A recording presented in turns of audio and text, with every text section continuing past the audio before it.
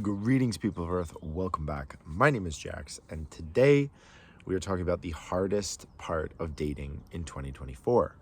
Um, Obviously, people make lots of videos about why it's difficult to date and what makes social media hard and what makes all these things hard.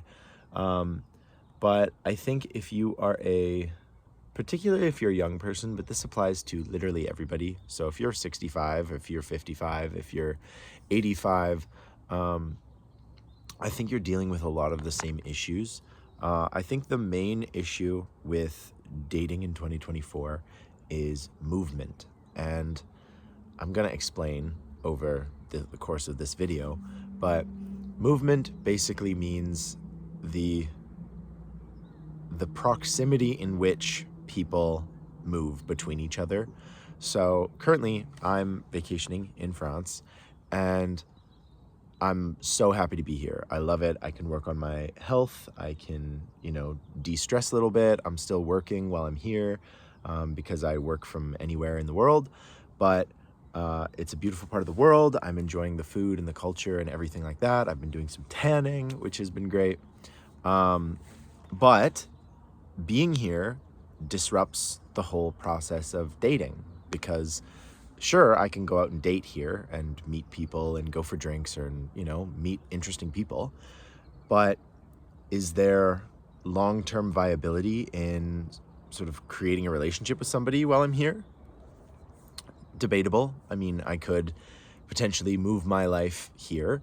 I might meet someone who is also just visiting here and planning to go to Paris or, travel the world, do different things.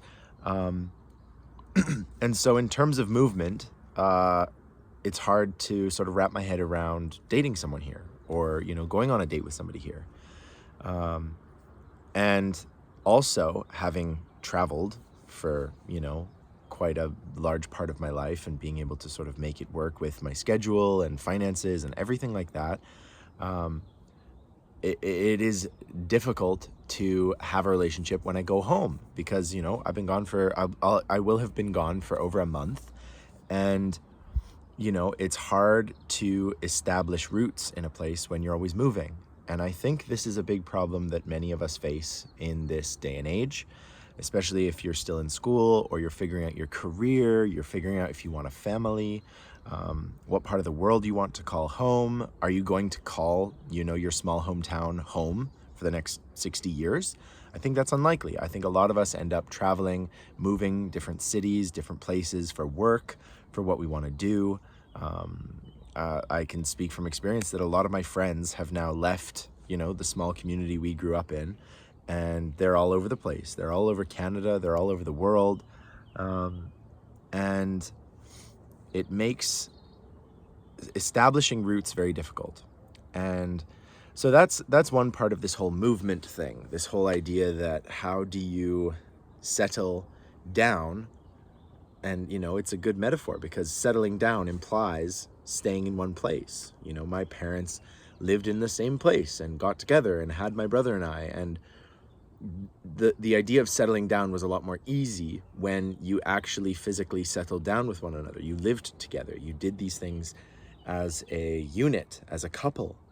And that is really not the norm anymore. I think a lot of people are trying to hedge their bets and they're like, well, I don't want to live with them because what if it goes bad and then I have to move back with my parents, or, I'll be out on the streets for a little bit, or and so we're kind of hesitant as a society of young people, especially, to become dependent or reliant on other people.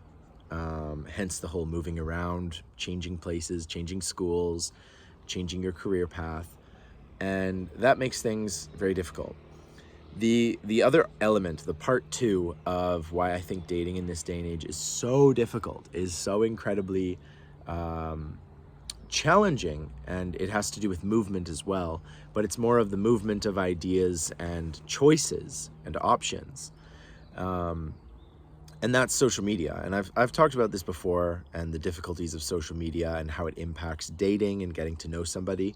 But I think the element of it is, I'll explain it in a situation. So say I download Tinder and I'm on the dating app Tinder and I match with somebody. cool. We start chatting, kind of get it off. It sounds really nice. They sound really interesting. They're interested in me as well.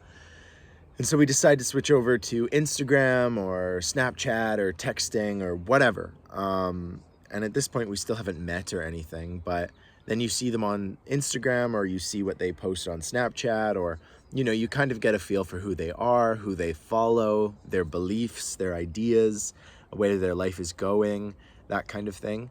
And maybe if you're lucky, you get to meet them in person, you go for coffee, whatever. The problem is you both still have Tinder, you both still have all the social media apps, and the idea that, oh yeah, I'm gonna make this one work. I'm not gonna talk to anybody else. I'm going to, go with the flow and see how this goes. That's really unlikely. The more likely thing is you're gonna still be on Tinder, you're still gonna be talking to different people, you're still gonna be on social media, engaging with these other people as well. And while, it's fine, and I'm not going to shame anybody for their actions because I do the exact same thing, it doesn't lead to like long-term, the foundation of building a relationship. It just doesn't. If you're still talking to other guys and you're planning on going on other dates and all of this stuff, how do you build something meaningful and long-term and worthy of being called a relationship if you're always kind of hedging your bets and you're always kind of going, well, he's going to move off to school, or he's going to change here, or I want to do this and he wouldn't approve of this, or our political beliefs don't exactly align, or, there's a million and one different reasons why it doesn't work. And that's even before you've actually gone on a date and seen if you have the chemistry and the sparks and all the stuff they talk about in the romance novels. And so I think this is one of the reasons why dating has become such a difficult task. A lot of us are pretty headstrong and we know where we want to go, or if we don't know where we want to go, that can be even more difficult because you're like, oh man, I can't start building something with this person because I don't know where I'm going to be in 5 years. Do I want a relationship? Do I want to, all my friends on social media are going to Coachella and having fun and going out dancing, and if I'm in a relationship, maybe that's going to ruin that and I'm not going to be able to enjoy being young. And so there's a million and one reasons why you can say, no, I don't want a relationship. And yet trying to find a relationship is it's like the number one topic on TikTok, and it's the number one topic on YouTube. And, if you are of my generation, you are probably obsessed with social media. We all have like a phone addiction. We all have an inability to just shut our minds off and connect with somebody on a real level. And so, these problems have like created a real disconnect and a real difficulty of finding a relationship. When I talk to many people my age, I say, oh yeah, I was in 3 long-term relationships, and some of them have never been in a relationship. And I'm not shaming you. I'm not being critical of you, because I get how hard it is. I haven't been in a proper relationship for several years now. And time again, I think about my career, where I'm living, my situation, how I travel, and all of these things are really difficult. They're really hard to wrap your head around and sort of try and make work. So I don't have like a solution. I don't have like a group of steps you can do to get a boyfriend, to get a girlfriend, to get a partner. But I think you really want to evaluate like how important being in a relationship is to you. I think you want to cherish your independence and, doing your own thing. But at the same time, I think you really have to think critically of like, what exactly am I looking for and how hard am I going to work to get it? It's a real big process. It takes a lot of thinking. You might need therapy. You might need to talk to your friends, family, parents, all of that kind of stuff in order to understand what exactly you're looking for.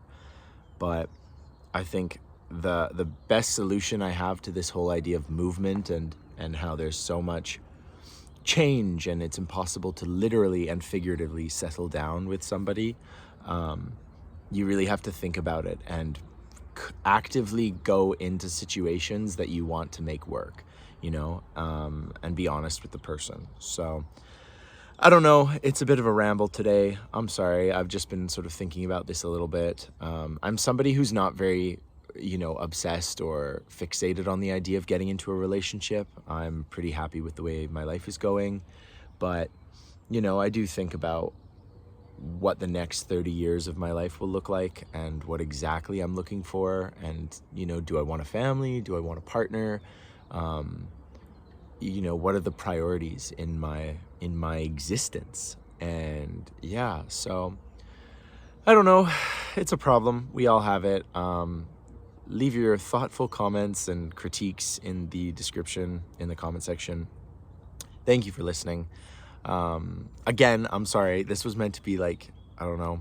It wasn't meant to be a fun video, but it was meant to be sort of introspective, and it's just a bit, what do you do? How do you make this work? And you don't necessarily have to make anything work if you don't want to. So, but that being said, thank you guys for watching. I hope this makes you think about where you want to be in the world and, what you want to prioritize, because we all get to prioritize what we want.